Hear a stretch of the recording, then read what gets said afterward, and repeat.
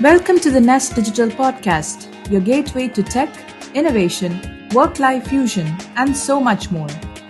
Join us as we converse with industry leaders, visionaries, and trailblazers shaping the tech landscape. Let's navigate the digital world together.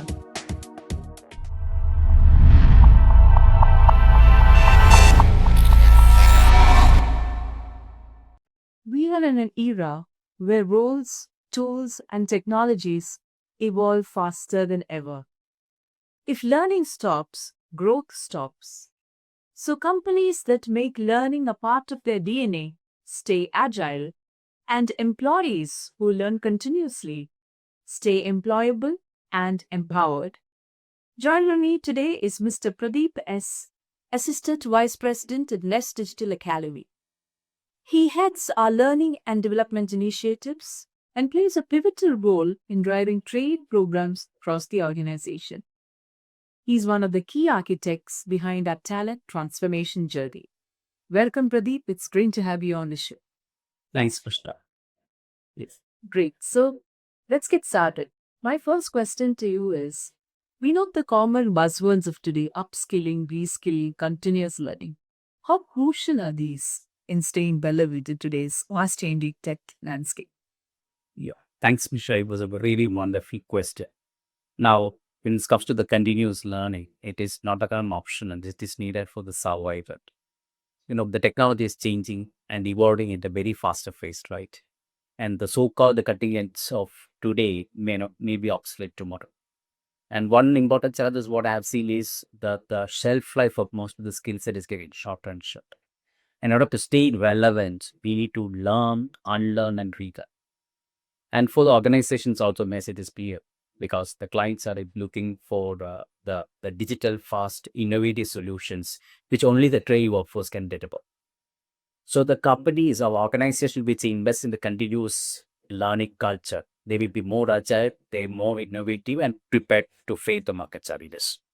I think it's an interesting point that you said about skills having a shelf life that really puts things in perspective. Also about unlearning, not many people talk about it.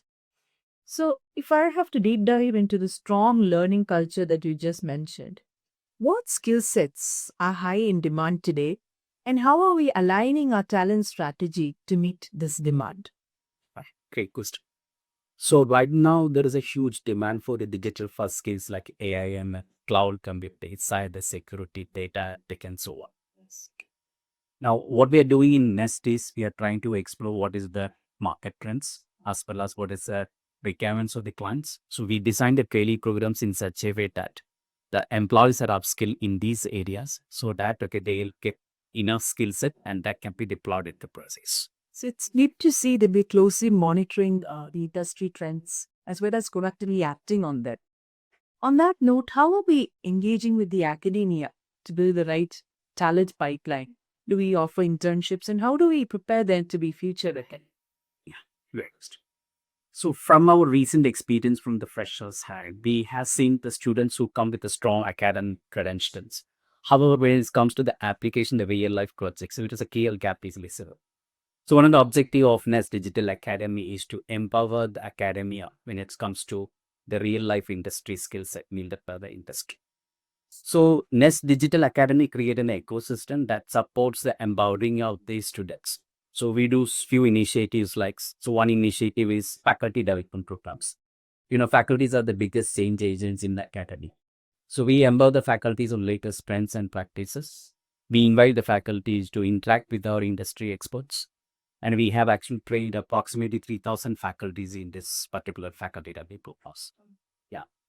Now, another interesting initiative from NeST Digital Academy is students will get an exposure to talk with industry experts, understand what are the trends so that they can prepare in their career. So there are a lot of industry talks being organized. Now, apart from that, we also created something called NeST Learning Platform, where a lot of courses being developed.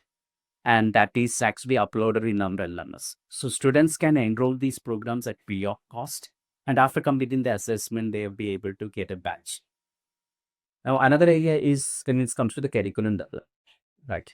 So most of the times, the biggest challenge for the academy is the curriculum will not match the expectations of the industry. Yes. So some of the institutions, thanks for the government policies, now institutions are really engaging with industry, and we actually try to influence their kids. So we actually give suggestions what is the requirement from the industry perspective. So some of the institute we collaborate is Rajagiri College of Engineering. Then we do have association with the Triple IT Cotton, St. Teresa's, and Bharat Manat College, where to be try to influence the curriculum. Okay, that's such a comprehensive approach to availability. You're not just handing out internships, we're actually building ecosystems. That's such a game-changing approach for us as well as the students and the faculty. Yeah. So apart from, I just want to add is, so we developed a very unique program called Industry Immersion Program. So when it comes to the Industry Immersion Program, the students comes to our campus, visit in our campus for 1 week. So they will be exposed to the real like industry projects, and they will be trained on the latest technology like AIM, cybersecurity, cloud computing. And after that, we will give them a simulated industry project, and which we call it as a capstone project. So these students have to work on this capstone project for 3 to 4 weeks.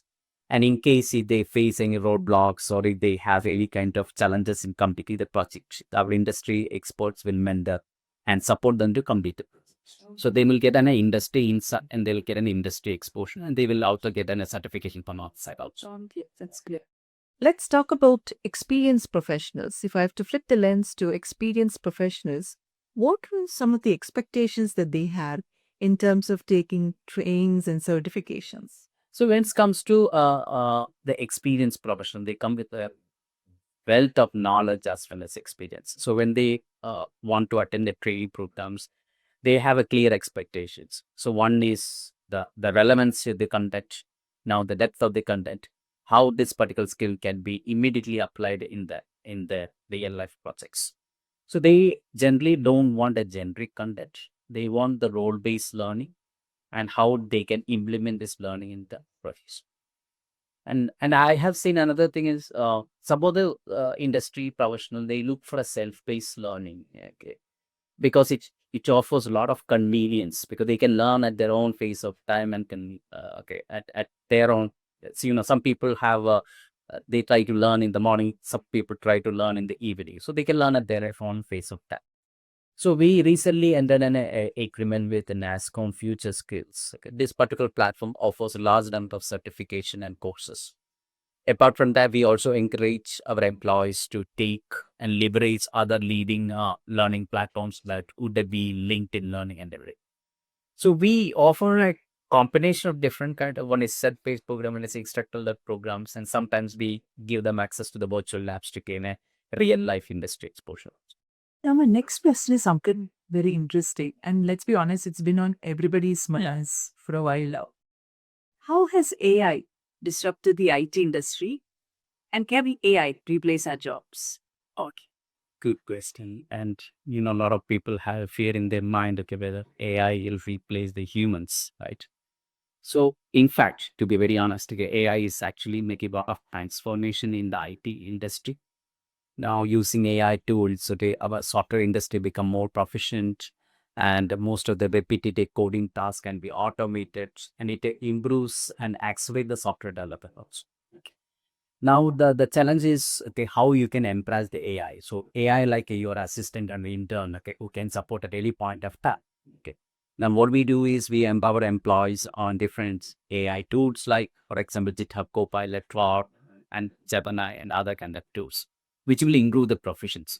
So I would say that AI will not replace jobs. It will make you more efficient. And another thing is AI cannot replace the emotions. AI cannot replace your creativity. AI cannot replace your innovation. Right. Absolutely. I think that's a wonderful point that you just make. You always think of it as man versus machine, but it's not that. It's man with machine, and that should be the case. Is the Indian talent market ready to cope with the future, and or is there more work to be done? Yeah. So one advantage with India is India having a huge talent base. Okay, I think probably it will be one of the largest talent funnel in the world. Now, as for the NASCOM estimates, there are around 1.5 million engineers passing on for the colleges every year. And another industry study is around 25 to 30% of these people are employed. Okay. So it is not with regard to the supply of the talent funnel, how we equip this talent to make sure that okay, they are ready for the industry.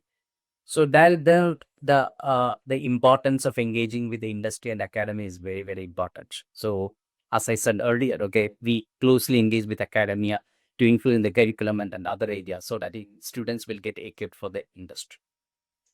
Now, another aspect is, if you talk about Indian IT industry, we have a significant foundation, or we have had a strong competence of the service delivery part.